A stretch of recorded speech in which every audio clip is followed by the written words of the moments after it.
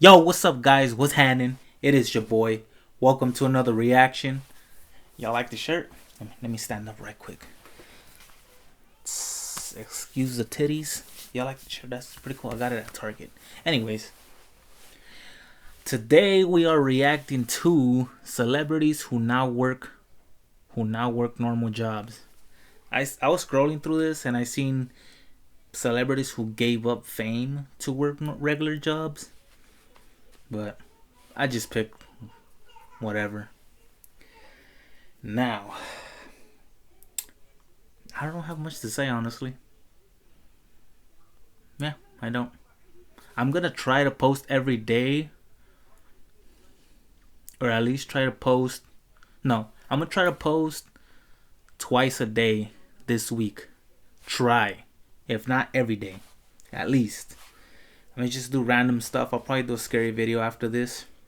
But like I said, if you guys want to leave any suggestions, put them down in the comments. And as always, this video will be linked down below if you want to check it out for yourself. Now, let's get to it. Y'all ready? Let go. The life of a celebrity might seem glamorous and exciting, but in the immortal words of Dr. Dre, anyone can get it. The hard part is keeping it. Whether their success was short-lived or they realized they just weren't cut out for fame, let's check out these celebrities who are now working regular jobs. Peter Ostrom. 12-year-old Peter Ostrom snagged the role of Charlie Bucket in the 1971 classic Willy Wonka and the Chocolate Factory after being scouted in a children's theater production in Cleveland. Let me stop it right there. I never seen that Charlie and the Chocolate Factory. I only seen the OG one. Well, for me at least. The one, is it the one with Johnny Depp? Yeah. Yeah, is that one. That's the only one I've seen. I never seen this one, so I don't really know who this person. Obviously, I know now, but before, if I was to see him out in public, I wouldn't know who he is. Could have been the golden ticket to stardom for a young actor, but he simply wasn't interested after the film's production wrapped. He refused a 3-movie deal and, as he grew older, became reluctant to admit he'd ever played the role of Charlie. It turned out Ostrom was more into animal farms than chocolate factories. He studied at Cornell's College of Veterinary Medicine and has worked as a veterinarian in Lowville, New York for nearly 4 decades now. He specializes in farm animals like dairy cattle, so who knows? Maybe there is some hope for milk chocolate in his future. Nikki Blonsky. While the mega-hit 2007 movie musical Hairspray was enough to get Nikki Blonsky a Golden Globe nomination, it wasn't enough to get her consistent work in showbiz. To find a way to pay the bills while waiting for her next big break, Blonsky started working in a beauty salon in Long Island in 2011. She was seen doing everything from applying makeup to sweeping floors, and while she probably can't belt out any musical numbers in the salon, Blonsky hasn't given up on her dreams. She continues to That's audition what's while up. keeping her day job, making the occasional appearance on stage and screen, though nothing close to the success of Hairspray. Yet. But hopefully for Nikki, it can be hair today, second stardom tomorrow. Hold up. I thought I just heard something move right here. I have my dresser next to me.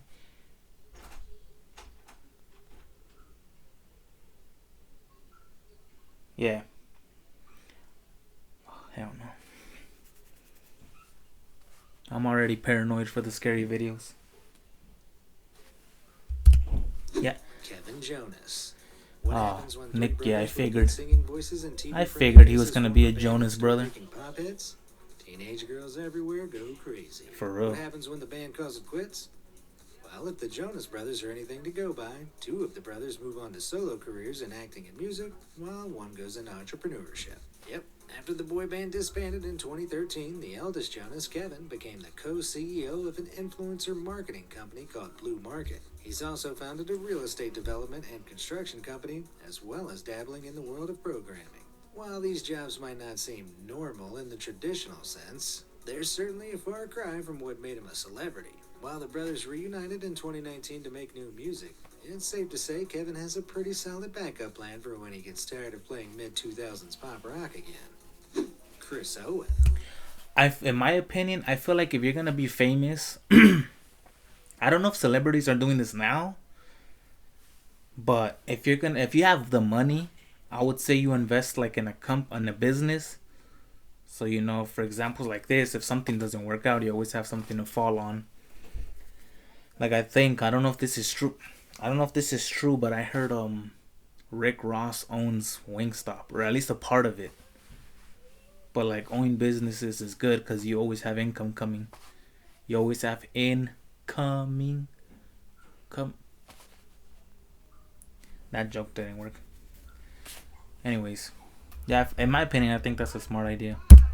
When you're typecast as the geekiest of geeks, This, maintaining a Hollywood this career that is fool looks understandably familiar. tricky. Well, his Chris younger Owen, version. better known as Chuck the Shermanator from American Pie, this There was you the go. That's reality. why. While he's been invited back for every American Pie sequel, finding regular acting work has proven difficult for someone as distinctively Sherman as Chris. He now works as a waiter at a sushi restaurant in Santa Monica to support him between auditions, while also dabbling in commercial photography. I did But not if he know doesn't that. tell clients having their picture taken to prepare to be Shermanated, I'd be very disappointed. The homie. Tom Selleck, as the owner of arguably the most famous. Yeah, I didn't know he was a waiter at a Santa Monica restaurant.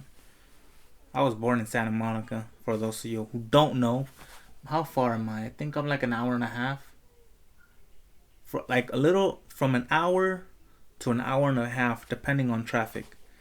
If y'all care, most of you won't. Just had to put it out there.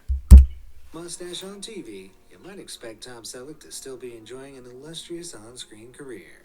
But after gaining fame as Magnum PI, the 2010s saw Selleck's acting career slow right down. Instead, the mustachioed icon sprouted a new career that might seem unusual to most. And what started as a relatively casual business venture 30 years ago, Selleck has now fully established himself as an avocado farmer at his 30-acre California ranch. He even has some friendly competition with the owner of a neighboring avocado farm, Jamie Foxx. The plot twist is that Tom doesn't even like avocados, but chooses to grow them nonetheless. Millennials, That's funny. Well done. Your love of whole wheat toast and smashed avocado is contributing to Magnum PI's retirement mustache fund. Honestly, I like avocados. Well, aguacates, whatever, however you want to say it. I don't even eat them as often, but I was looking up, because your boy got to lose some weight. I got to lose at least 30 pounds. My fat ass is tipping 230, bro, and I'm only like 5'9". I should be like in the 170, 180 range. So I got to lose at least 130. And I heard avocados supposedly help you lose weight. But I don't really know how to eat them. Like a good maybe on toast. I try here and there, don't get me wrong. Here and there, I try to get on a low carb diet. Low carb to no carb diet. Like I try to just eat chicken and broccoli. Or chicken, or steak and cauliflower rice. I try. But dieting is hard. I'm going to give it another go. Anyways, this I'm staring off from the topic, but yeah, I don't really know how to eat avocados. I mean, I know how to eat them, obviously, but like, with what? Just plain like an apple? Nah, I'm good. I'll figure it out, though. Seagal. In the 80s and early 90s, Steven Seagal was best known for his impressive martial arts and performances in movies like Under Siege and Hard to Kill. But when his movie career began to lose steam, Seagal decided not to let his action man skills go to waste. In 2013, he was sworn in as a deputy sheriff in New Mexico, following on from various forms of law enforcement work throughout his life. His combination of star power, strength, and martial arts expertise saw him training up officers around the U.S.-Mexico border. As if that wasn't enough, in 2018, he added special representative for the Russian Foreign Ministry. Is that what he looks like? Well, my boy gained weight. I mean, I'm not one to talk, but for somebody who's like, martial artist, how he looked back in the day, he put on some few. But that happens when you get older. I ain't even that old, and your boy got some titties, sadly. His resume, thanks to his much publicized mutual respect relationship with Vladimir Putin. His job is to promote good relations between Russia and America through the exchange of culture and art. While for most of us that may still seem like a pretty exceptional job, there are fewer explosions involved than on a film set. Slightly. Terry Chimes. I In the don't know who late that is either. 1970s, English punk group The Clash stormed the music scene with their aggressive, politically charged songs. Their repertoire evolved to include funk and reggae sounds, creating hits like Rock the Casbah that would gain them international renown. Terry Chimes was the original drummer for the group, but left after their first album because he, ironically, clashed with the other members. The path he ventured on was hardly what you'd expect of a punk rocker. While participating in a few musical endeavors on the side, he followed his passion of medicine and healing to become a chiropractor. He now owns a clinic in Essex near London and gives chiropractic seminars. If the spirit of punk is rebellion, perhaps going from cracking beats to cracking backs is as punk as it gets. Even if not, it certainly takes some backbone. Danny Lloyd. You'd think that the kid from Stanley Kubrick's masterpiece, The Shining, would go on to lead a pretty wild Oh, lifestyle. I heard about that movie. I never got around to watching it. Danny Lloyd, the child actor who yelled, "Red Rum," says that while the experience wasn't bad for him, Hollywood life was never for him. He retired from acting age 10 after only 2 acting roles and never looked back. In college, he took on regular odd jobs like working at Walmart or on a hog farm. Now, he's a humble biology teacher at a community college in Kentucky, where he has to skirt around any mention of his famous role to avoid disrupting classes. That said, I'm sure he's tempted to go all, "Here's Danny," on unruly students from time to time. Stephen Anthony Lawrence. If you were ever a fan of the Disney series Even Stevens, you'll remember Beans, the persistent, bacon-loving next-door neighbor. Oh, Stephen yeah, Anthony Lawrence was certainly memorable as this character, and in similar roles in films like Cheaper by the Dozen and The Cat in the Hat. Nowadays, his acting career isn't so busy, but that hasn't stopped him from sharing his acting knowledge. At first, I was like, I don't know this. I don't recognize this person. But yeah, when they showed the Cat in the Hat, yeah, he looked familiar now. I don't know most of these people. I don't know, or not that I know them, but like recognize.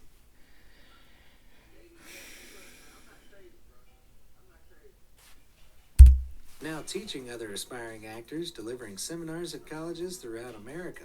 And around the holidays, he sometimes even works as Santa's little helper at a shopping center in Northern California. Fans always recognize him because even though he's strayed from his acting career and his hair seems to have divorced him, who could forget that face? Damn. Jack Gleason. Jack Gleason, the Irish actor behind the Game of Thrones character everybody loves to hate, made an unusual choice after his stint on the show concluded. He retired from acting. Having been seen as the vengeful and venomous Joffrey, there was always the issue that faces many young actors, the fear of being typecast. But while this may have been a factor, what most people didn't know was that he actually just wanted to study. After leaving the show, the then 21-year-old Gleason... Yo, I don't know anybody who actually wants to study or likes to study at least. I've never heard of that. Like, in my opinion, if you already got something going for you, and obviously you got the, it pays well. In my opinion, and you're good at it, or at least naturally good at it, I would say just keep doing that. For me, it's because I don't like school. I mean, I graduated, but other than that, I don't know. I was always told school is good for you, this and that, the old talk, but I don't know. I never met anybody or know anybody who. Actually, I do know somebody that likes to study. My niece, she recently graduated from Berkeley. Yeah, I don't know. School is not for me though. Announced that he would be studying philosophy and theology at Dublin's Trinity College. Since graduating, he's expressed an interest in becoming an academic and a philosophy lecturer, noting that acting was never meant to be more than a hobby for him. Maybe playing a sadist just makes you want to get in touch with your philosophical side. Dylan Sprouse. Twins Dylan and Cole Sprouse have been working as He looks actors since familiar, they were like I've babies. seen him before. Roles ranging from The Sweet Life of Zack and Yeah, Cody from to there. 1999's Big Daddy. While Cole continued his acting career into adult life, starring in the CW's Riverdale, Dylan went into a very different type of entertainment, brewing mead. Mead, for the record, is an alcoholic beverage made by I was about to say, I don't know what that is. and its popularity has dropped off quite a bit in the last few hundred years. Damn. So why did Dylan Sprouse open his own brewery, All Wise Meadery, in 2018? Well, Cole's interest in the ancient drink spans from an obsession with history and a love of brewing mead that began when he was 16. After graduating from NYU in 2015, he spotted an opportunity to turn his hobby into a career. Now he commutes to a regular job like the rest of us, showing up for hands-on brewing, tastings, and leading distribution deals. With his mead retailing for $30 a bottle and a growing market, it's becoming a surprising source of stable income for the Sweet Life star, Hayden Christensen. If they just say, I don't know if it's the brand that's like going down or just breweries that are going. Unless I heard it wrong, but if you knew it was going down, like why would you get yourself into a business like that? I mean, I don't know. It said it was stable income, so obviously it's working for him.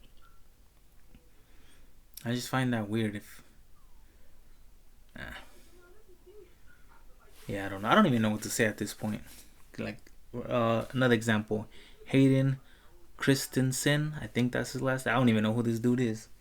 But then again, if they show some movies, then I'll be like, okay, I recognize him. Not long after playing the iconic role of Anakin Skywalker in the Star Wars prequels, Hayden Christensen made the unconventional choice to reject the celebrity lifestyle. Feeling that his career had become a powerful wave that was destined to crash, he stepped back from the limelight, only occasionally acting in independent films here and there. In 2007, Christensen bought a farm and has spent the past 13 years renovating it, learning how to grow crops and raise livestock along the way. With a passion for design, he also launched a clothing line in collaboration with RW & Co. in 2013. The same year, he also established a small-budget production company called Glacier Films with his sibling Tove Christensen. With a selection of ventures ranging from the extraordinary to the literally down-to-earth, Anakin is certainly keeping himself busy and hopefully free from the evil For real. Shaquille O'Neal. Okay, I think I've seen him do some commercials, but even then, I don't think that's a regular job. Back to the other guy. What he say? He got a farm, a clothing line, and like a Glacier Films.